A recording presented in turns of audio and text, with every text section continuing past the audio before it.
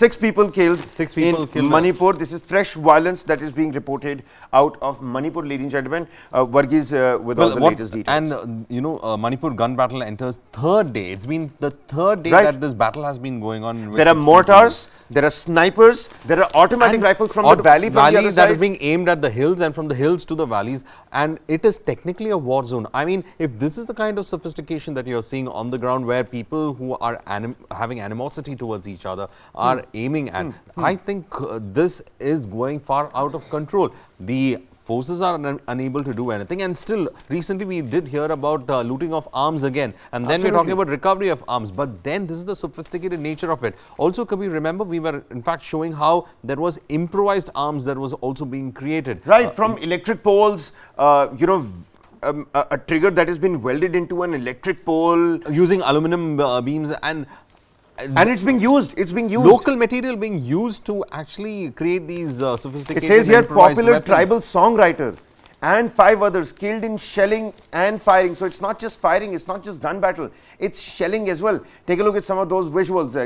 Try and understand what's really panning out over there. Take a look at that, Varghese. Proper guerrilla warfare. You don't even know how many people are involved. And this is happening between two citizenry group of India itself. The battle between groups of armed men. I'm just reading from the Hindustan Times. The battle between groups of armed men with both communities began early on Tuesday after a 26-year-old farmer, a resident of Nasena village, was shot at. Now that is when the battle lines were drawn in this 3-day gun battle has been going on. And 3-day gun battle, ladies and gentlemen.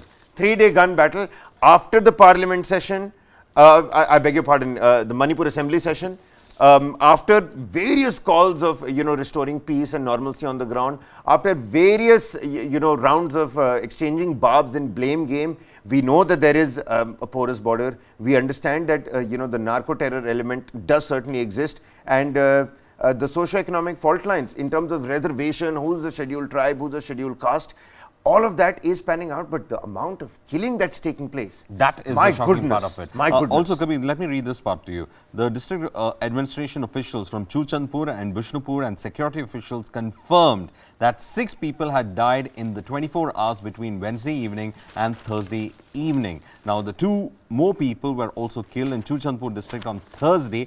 And this is the kind of shocking information and statistics that's coming in.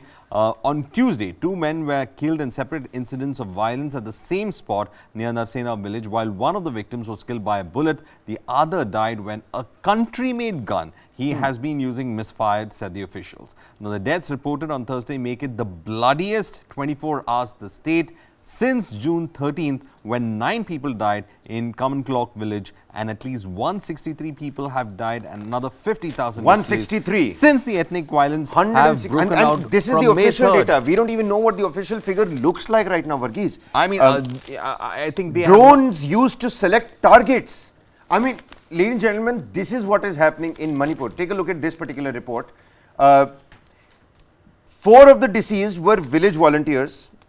Another, the songwriter-composer who died while being evacuated to Aizawl. All incidents of gun battles reported along the Bishnupur-Churachandpur inter-district border, a restive zone that divides Manipur's hills from the Imphal Valley. So that is, again, it's turning out to be this border point, which you're saying is not actually even a border. It is technically, see, it's a border that has been created by the Meithis and the Kukis. It's an inadvertent border because both the populations are interspersed in that area. They have their own, as I said, village defense volunteers, whatever you call them. But at the same time, these are militant groups ganged up on community lines, facing each other. And tell me, Kabir, when you have mortars, sophisticated guns, it's not even isn't it mortars short of a civil war? I mean, what is the government doing on the ground? I think it's a proper war zone. It's a I think proper which is war why zone. Journalism that is being carried out from Manipur is proper embedded journalism. I mean, you'd expect somebody who's gone, between the lines of various, wars in the Middle East, and recorded something like that. It's nothing short of that. It's no longer riots. It's no longer, flare up. It is no longer anything. This is what I'm trying to tell you. Security sources are telling us that drones were used to select targets near the second IRB base. No, that is the sophistication. That is the sophistication. Right, drones are being used in Bishnupur's Narasena, where essentially this gunfire battle is taking place, from where over 300 weapons were looted on the 3rd of August. This is what I was coming down to. The ILTF, just one last point, the ILTF, a conglomerate of tribal organizations, which came here to the national capital, met with the Home Minister, met with various secretaries of the Home Ministry, declares immediate emergency shutdown of Churachandpur district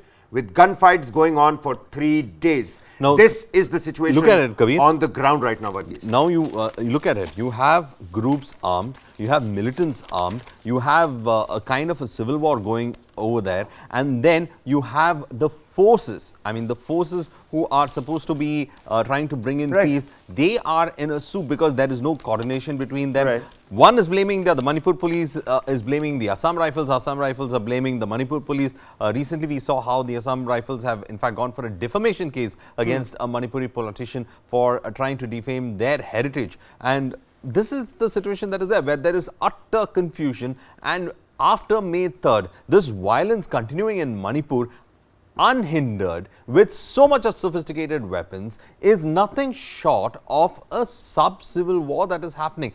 What is actually supposed to catch the eye of our security experts right now? Because this gunfight, it's a gunfight that's been going on for the last 3 days in a kind of a border kind of a situation that has been created by both communities within the territory of India. So why is it that people are not asking the appropriate question on it? Why aren't the wires sending across reactions of the Chief Minister? Why is it so?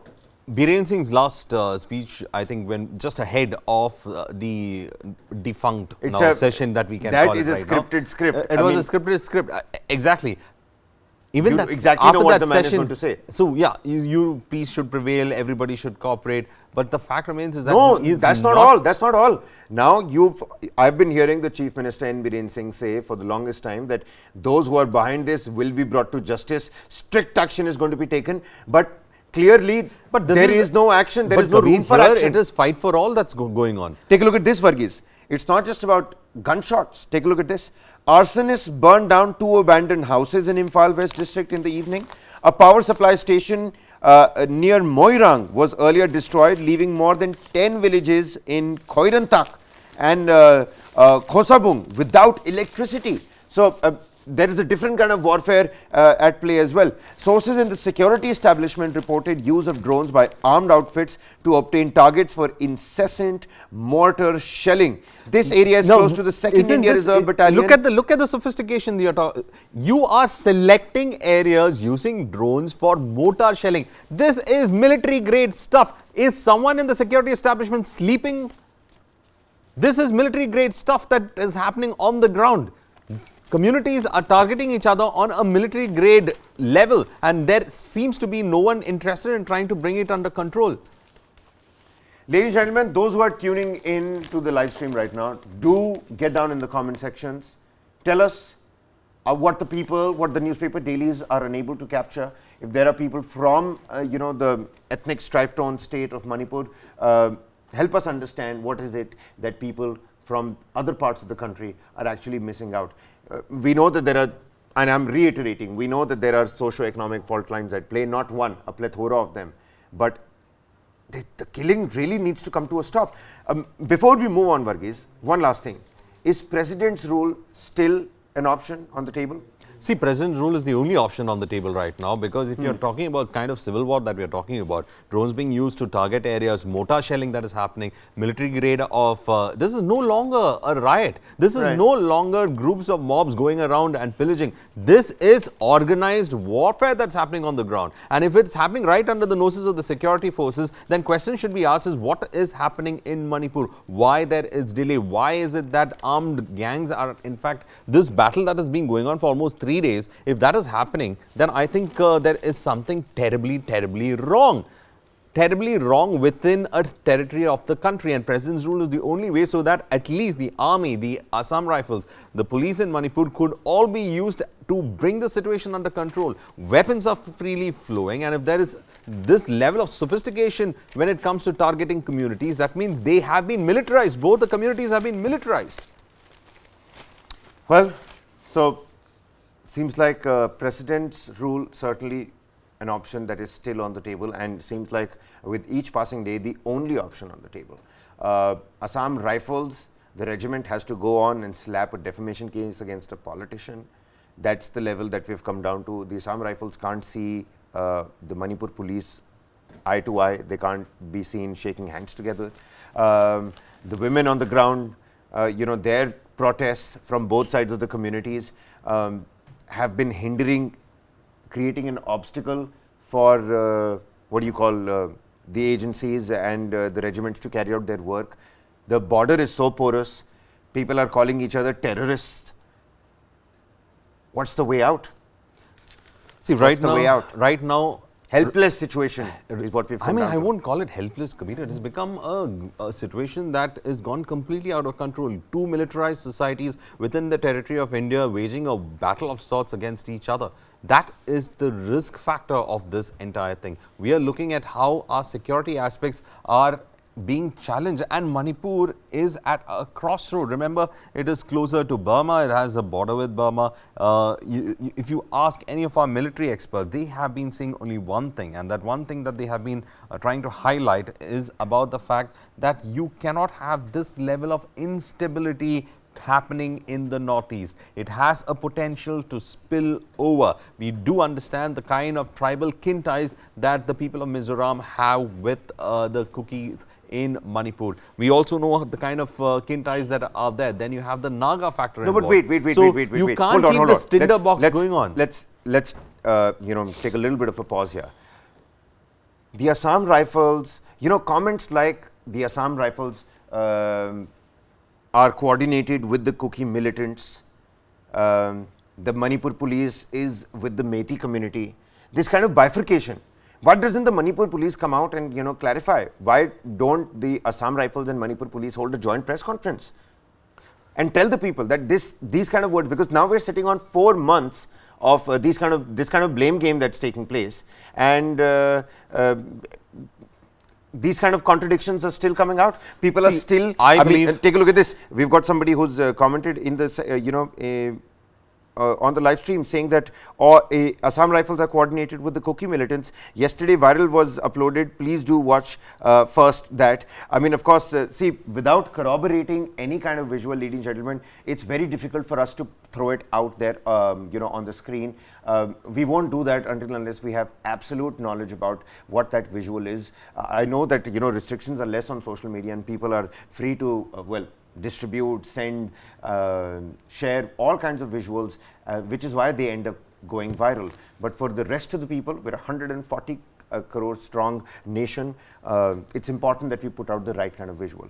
But Varghese, again, coming back to that, why not a joint press conference between the Assam Rifles and the Manipur police? See, first of all, there is trust deficit between all the coordinating forces over there. Right. The army did face a lot of problems from the between the the Manipur police, especially when it came. Initially, they were trying to go ahead and find out the places. Then you had these huge women groups that tend to stop forces on the ground. So it is a very, very complicated situation. I would propose that Home Minister Amit Shah, who knows what the situation is all about, and who I think he would be in fact looking at the fight that is happening right now, because it is tending towards a very complicated civil war kind of grade level of action between these two communities. No, because with the advent of drones now coming in, I mean, you're using drones to come and locate where you're going to do the mortar shelling. Mortars. There is shelling. I mean, there is shelling. There is shelling. I mean, shelling. You actually mortar shelling and other things. You hit the nail on the head when you said. You see, mortar shelling and other things are part of low-key artillery use on the part of the armed forces or the army. That is the kind of situation that we are looking at. But here, when you're talking about mortar shelling, that targeted mortar shelling, using of drones, it just at a level of what is called as a civil strife. This is no longer a civil strife. It has to be categorized. And I think Home Minister Amit Shah should actually press the alarm button where he says that enough is enough. We are taking over the security of the entire state of Manipur. Disarm all exactly. the militants as fast as possible. Again, a comment in the live stream comment section. It says Methi farmers LOUMI who were killed during the gunfight wore combat dress and bulletproof vest. Manipur incident, if not handled properly, will become the darkest chapter of India post-independence, and that is still a possibility, of course.